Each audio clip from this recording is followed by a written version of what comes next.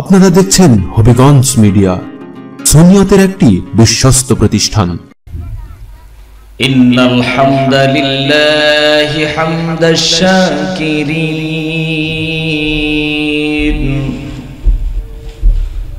ওয়াসসালাতু ওয়াসসালামু আলা রাসূলি রাব্বিল আলামিন।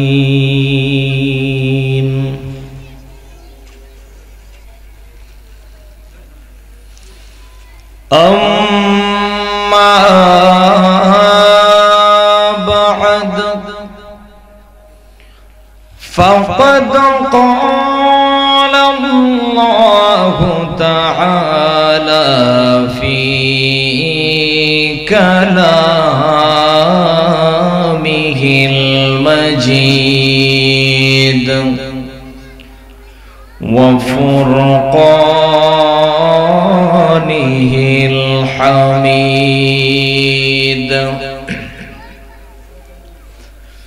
أعوذ بالله من الشيطان الرجيم.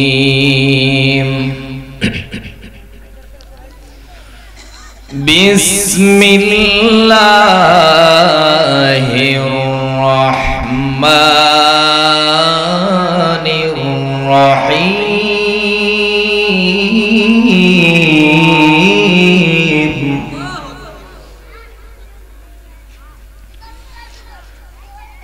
ألم نشرح لك صدرك ووضعنا عنك وزرك الذي أنقض ظهرك ورفعنا لك ذكرك.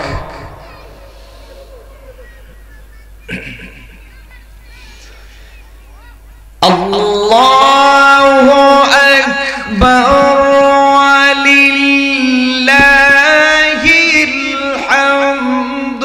بسم الله الرحمن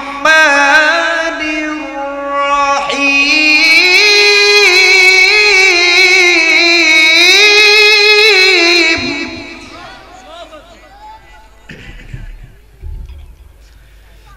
ألم نشرح لك صدرك ووضعنا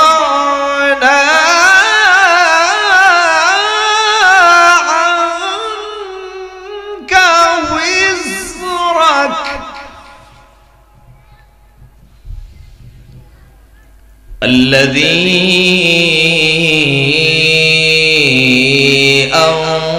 أنقض ظهرك ورفعنا لك ذكرك.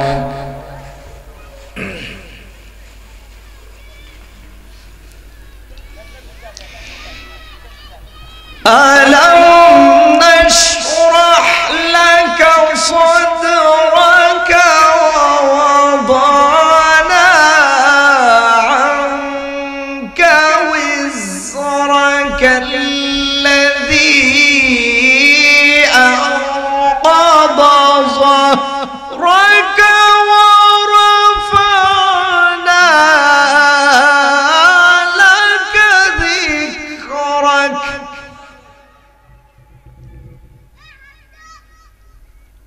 ورفعنا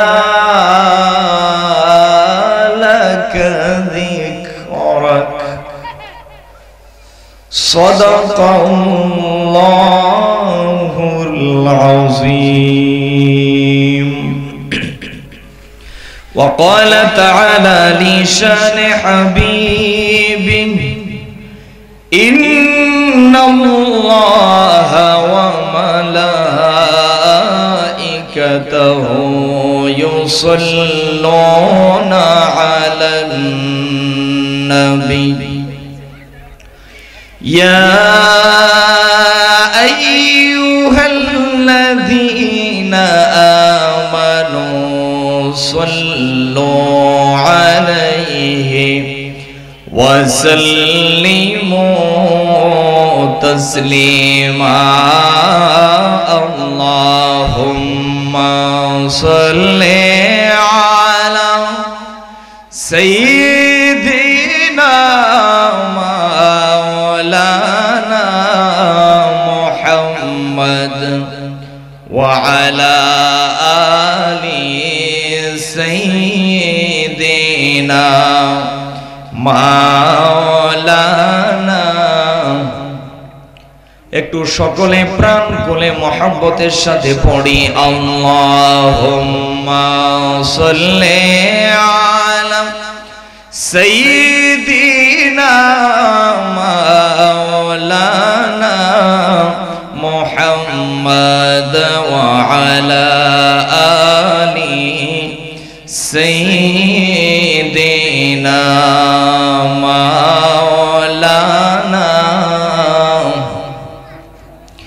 শিবে আবু তালেব শেখ কারাগার কাটল তোমার সেথায় বহুদিন হলো পার না কে না ঘুমে কত রাত কেঁদে কেঁদে দিন কায়েমের তোরে ধৈর্য ধরে ধরে হে রাসূল এসে গেল বদর উহুদ খন্দক পরীক্ষা জানমাল দিয়ে পাশ হলো সকল সাহাবা অবশেষে হয়ে গেল দিন কায়েমের বিজয় ধ্বনি রাসূল আমার বলে দিলেন খৈরুল কুরুনি করনি আল্লাহুম্মা সাল্লি আলা মহব্বতে পড়ে মাথার উপর একটা মাইক শীষ দে মনে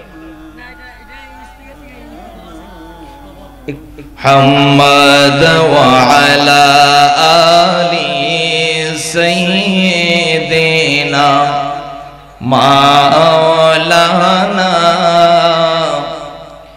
रसूल अपनी हृदय माजे বলতে পারি না মন যে মোদের চায় যে যেতে সোনার মদিনা আল্লাহুম্মা সাল্লি আলা মোহব্বত নিয়ে সবাই পড়েন মাওলানা মুহাম্মদ ওয়া আলা আলি সাইয়্যিদিনা মাওলানা একটু জিকির করেন লা ইলাহা ইল্লাল্লাহ ও লা ইলাহা মোহব্বতে লা ইলাহা লাহু লা ইলাহা সুবহানাল্লাহ ওয়ালহামদুলিল্লাহ লা ইলাহা ইল্লাল্লাহ লা ইলাহা আল্লাহ নামের জিকির করবে যারা আল্লাহর কাছে প্রিয় তারা আল্লাহ নামের জিকির করবে যারা আল্লাহর কাছে প্রিয় তারা নবীর আদর্শ মানবে যারা নবীকে ভালো বসবে যারা জান্নাতে প্রবেশ করবে তারা বলুন লা ইলাহা ইল্লাল্লাহ লা ইলাহা ইল্লাল্লাহ লা ইলাহা দমে দমে জপরে মন আল্লাহ আল্লাহ আল্লাহ দমে দমে জপরে মন আল্লাহ আল্লাহ আল্লাহ ওরে দমে তাকিতে সাধন কর দমে তাকিতে সাধন কর আল্লাহ আল্লাহ আল্লাহ দমে দমে জপরে মন আল্লাহ আল্লাহ আল্লাহ দমে দমে জপরে মন আল্লাহ ও মা মৌলার প্রেমে যে ডুবিয়াছে কো যে সে জন তারে পাইছে মৌলার প্রেমে যে ডুবিয়াছে কো যে সে জন তারে পাইছে মনসুর হাল্লাস কুই যা পাইছে গরিবে নেওয়াজ কুই যা পাইছে গৌসুল আজম কুই যা পাইছে জল্লে জালা লো দমে দমে জপরে মন আল্লাহ আল্লাহ দমে দমে জপরে মন আল্লাহ লা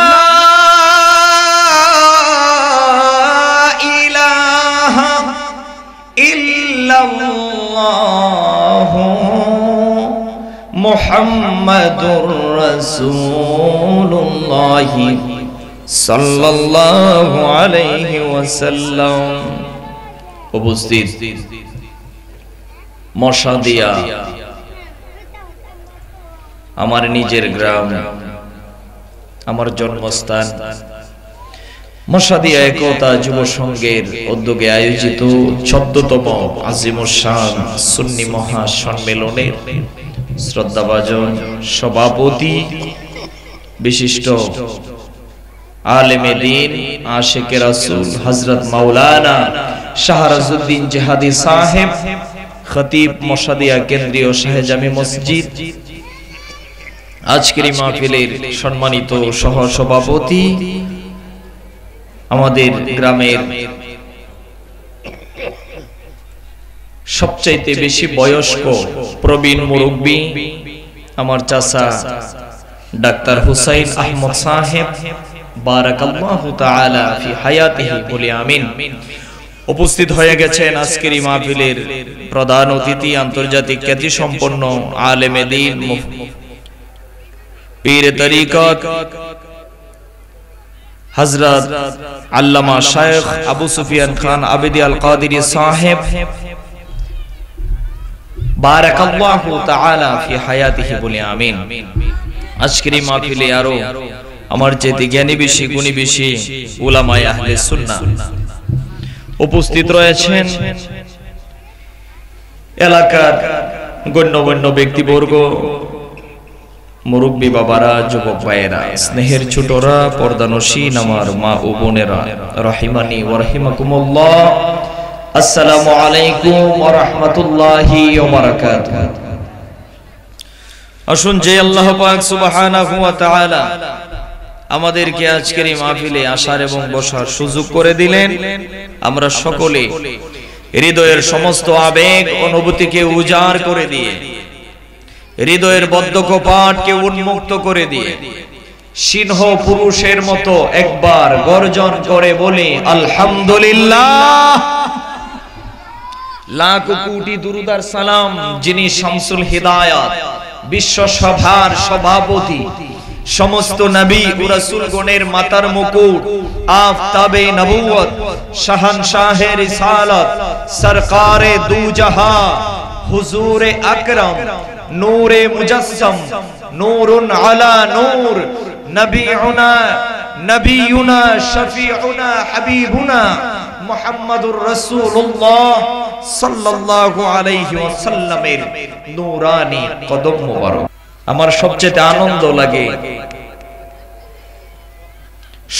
আনন্দ লাগে আমার যে আমার নিজের গ্রামের মধ্যে এত বড় একটা সভা, আমরা এই সভা পেয়ে খুশি না বেজার? কথা বলেন। যারা এত সুন্দর করে, যুব কমিটির ভাই বাবারা এত সুন্দর আয়োজন করে, আল্লাহ প্রত্যেককে মর্দে মুজাহিদ বানিয়ে দিন। সকলে বলেন আমিন। তোমরা মাইক আসরের পরে সেটিং করে নিবা, বক্তা উঠলে যদি মাইক সেটিং করতে হয় তো সমস্যা, আমার সময় কম, তাড়াতাড়ি ঠিক করো। যেহেতু এটা আমার নিজের গ্রাম, আমরা বাহিরে যখন আলোচনায় যাই তখন 10টা 11টা 12টা বাজে মাইক ধরি, তখন 1.5 ঘন্টা 2 ঘন্টা 2.5 ঘন্টা 3 ঘন্টা পর্যন্ত কথা বলি। কিন্তু আজকে তো এটা নিজের মাহফিল, বাহিরের বক্তারা ওনারা আসছেন, ওনারা কথা বলবে। এখন আমি যদি নিজের গ্রামের হইয়া যদি লং টাইম আলোচনা করি বা 9টা 10টা বাজে উঠতে চাই, এটা কি আসলে সুন্দর হয়? জিনিসটা সুন্দর হয় না। কাজেই পবিত্র কুরআনুল কারীমের 30 পারা থেকে 30 নম্বর পারা থেকে সূরাতুল ইনশিরাহ আমি আপনাদেরকে তেলাওয়াত করে শুনিয়েছি। সূরাতুল ইনশিরাহ অর্থাৎ আলাম নাশরাহ লাকা সাদরাক। এই সূরা আমাদের অনেকেরই প্রায় মুখস্থ আছে, কেননা অধিকাংশ সময় বাংলাদেশে খতমে খাজেগান পড়া হয় বিভিন্ন জায়গায়। খতমে খাজেগানের মধ্যে আলাম নাশরাহ লাকা সূরা ব্যবহৃত হয়, এই হিসাবে অনেকের জানা আছে। এই সূরা প্রথম যে 4টা আয়াত, এই 4খানা আয়াত আমি আল্লাহ পাক রব্বুল আলামিনের মেহেরবানিতে তেলাওয়াত করেছি। আর এই 4খানা আয়াত আল্লাহ পাক রব্বুল আলামিন নাজিল করেছেন ওনার আপন দোস্ত আপন হাবিবের শানে, অর্থাৎ আমাদের নবীর শানে আল্লাহ পাক রব্বুল আলামিন এই 4খানা আয়াত নাজিল করেছেন। বলি সুবহানাল্লাহ।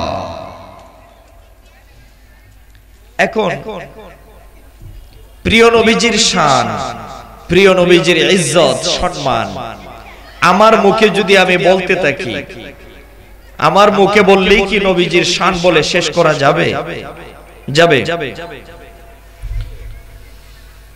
আল্লামা ইমাম জালালউদ্দিন সুয়ুতী রাহমাতুল্লাহি আলাইহি খাসাইসুল কুবরার মধ্যে লিখেন,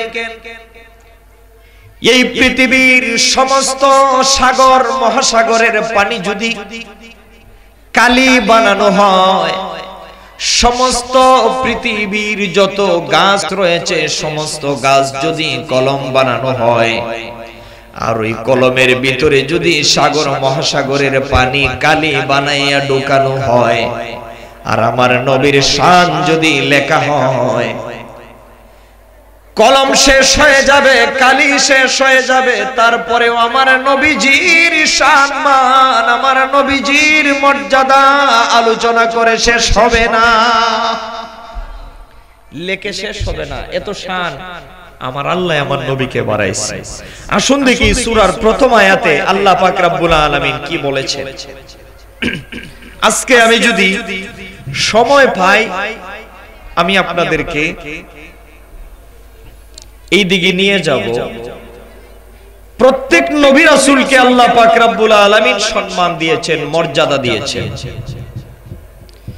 কিন্তু আমার নবীজিকে আল্লাহ পাক রব্বুল আলামিন 5টা গুণ দিয়েছেন, 5টা মর্যাদা দিয়েছেন। যা 1,00,000 মতান্তরে 2,23,999 জন নবী রাসূল কাউকে দান করেন নাই। সুবহানাল্লাহ জুড়ে বলবেন না? আমার নবীজিকে আল্লাহ পাক রব্বুল আলামিন 5টা সিফাত, 5টা গুণ, 5টা রাফাত মর্যাদা আল্লাহ দান করেছেন, যা অন্য পূর্বের কোন নবী রাসূলকে দান করেন নাই। আর আমার নবীর পূর্বে যত নবী রাসূলগণ আগমন করেছিলেন, সমস্ত নবী রাসূলগণকে আল্লাহ যেই মর্যাদা দান করেছেন, সব মর্যাদা আমার আল্লাহ পাক রব্বুল আলামিন আমার নবীকে দান করেছিলেন। সুবহানাল্লাহ কইতেন। সূরাতুল ইনশিরাহ নাজিল করা হয়েছে,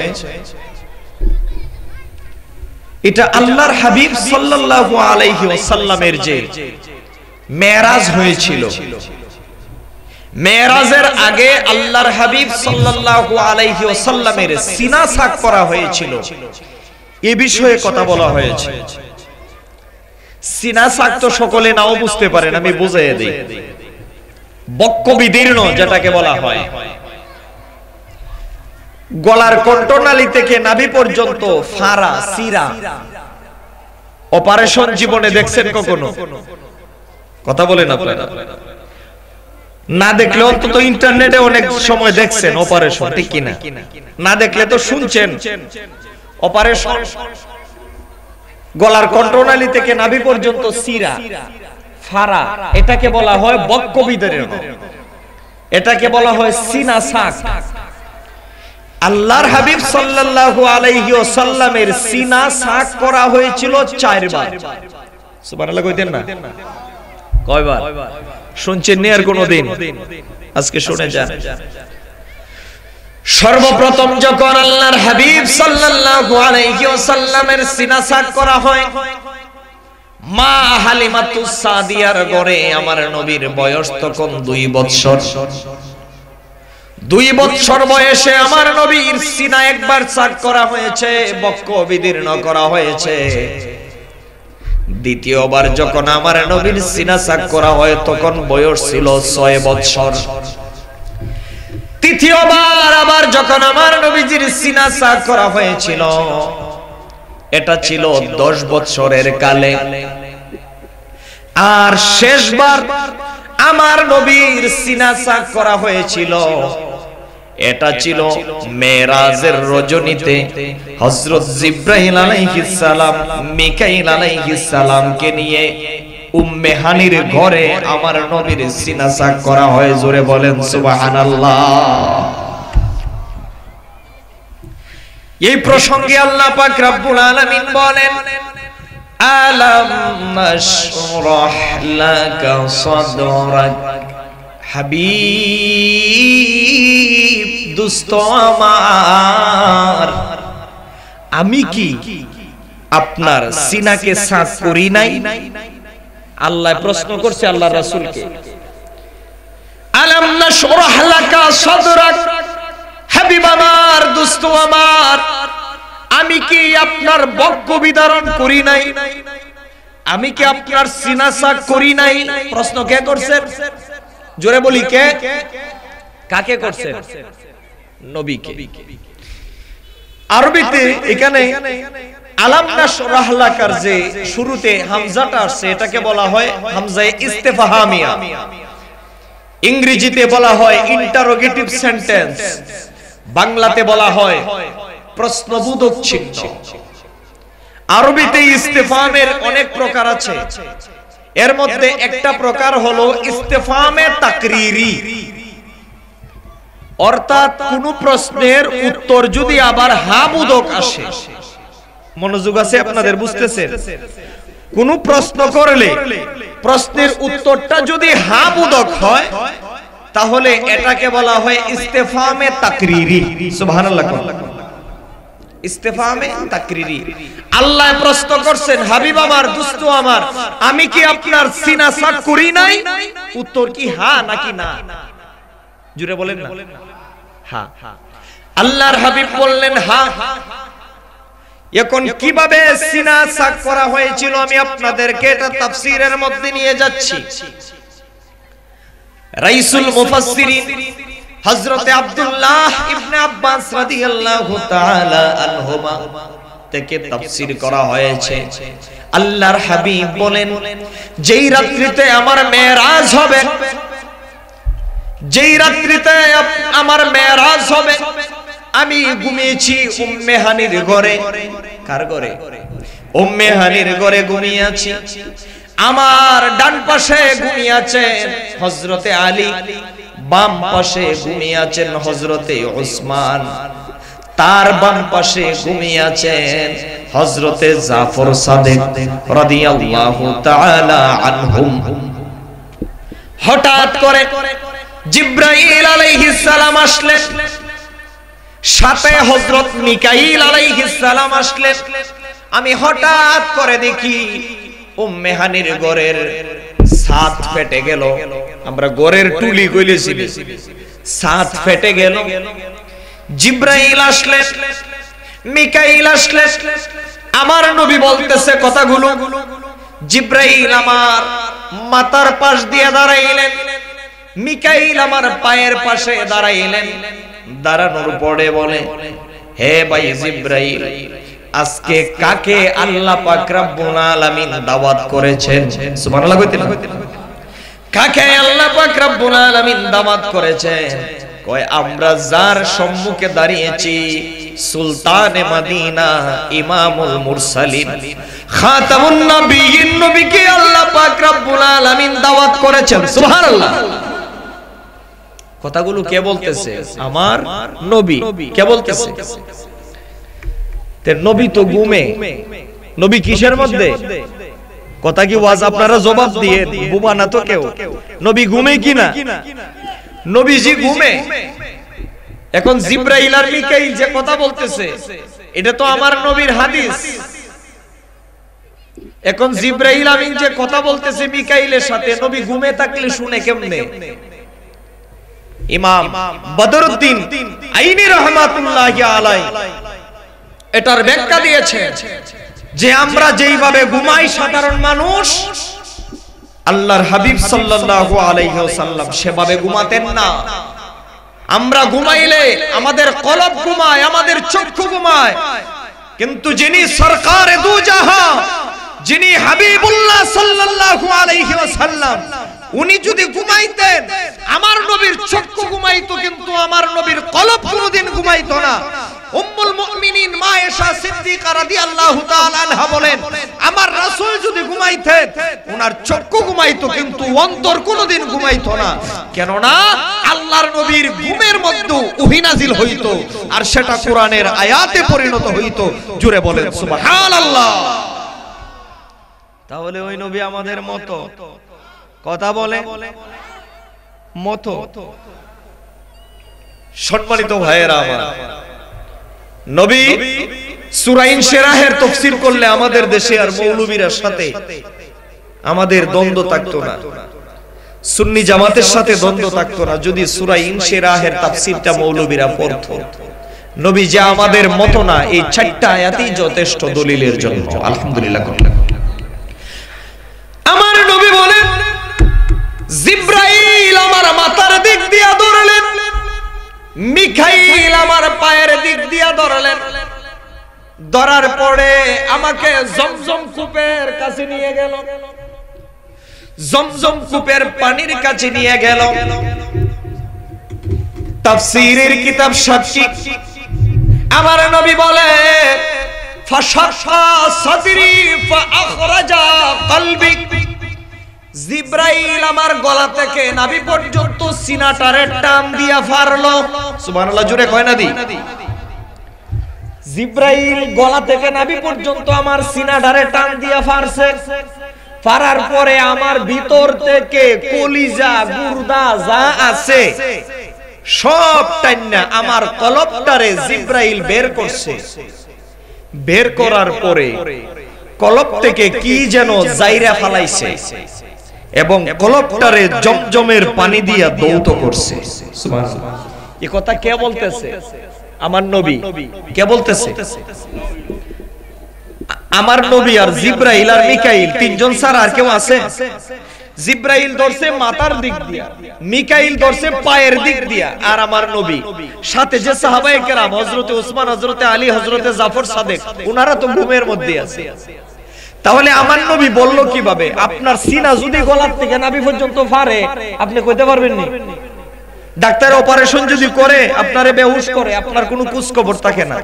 তা আমার নবীর যে গলা থেকে সিনা পর্যন্ত ফারলো, আমার নবী নিজে বিবরণ দিতেছে, তাহলে আমার নবী তখনও হুশ জ্ঞান আছে, কথা কয় না? তাহলে যেই নবীর গলা থেকে সিনা, আমার নবীর গলা থেকে নাভি পর্যন্ত সমস্ত বুক ছিড়লো, আমার নবী বলে ভিতর থেকে আমার এই কলিজা, আমার যা আছে, আমার এই কলবটারে পর্যন্ত বের করলো, আমি রাসূল দেখতেছি। এতেই বোঝা যায় আল্লাহর রাসূল দুনিয়ার কোনো মানুষের মতো না।